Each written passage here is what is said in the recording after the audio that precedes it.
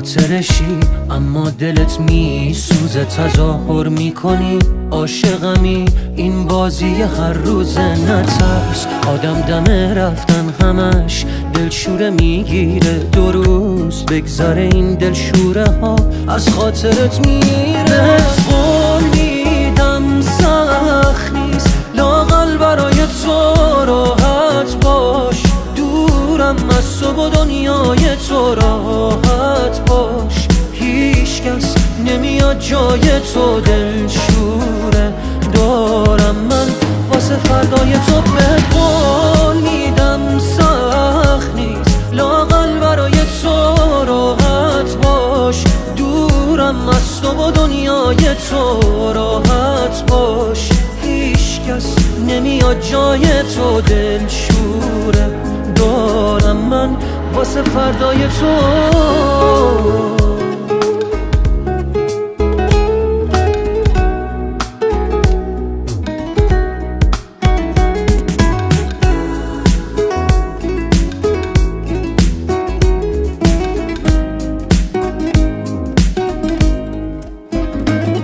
از عشق هر چیزی که میشناسم و از من گرفتی تو باقی مونده احساسم و از من گرفتی و میخوای من باشی و یادت بره مایی وجود داره. خودت آماده رفتنی و ترست نمیذاره. اصلا نترس راحت برو بی من، هیچکی به جز تو منو یادش نیست. فکر کردی کی از من خبر داره؟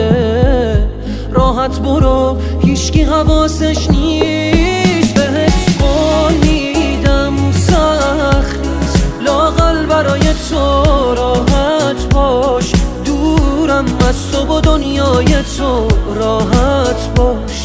هیچ کس نمیاد جای تو، دلشوره دارم من واسه فردای تو. به قول میدم سخت نیست لااقل برای تو راحت باش، دورم از تو و دنیای تو راحت باش.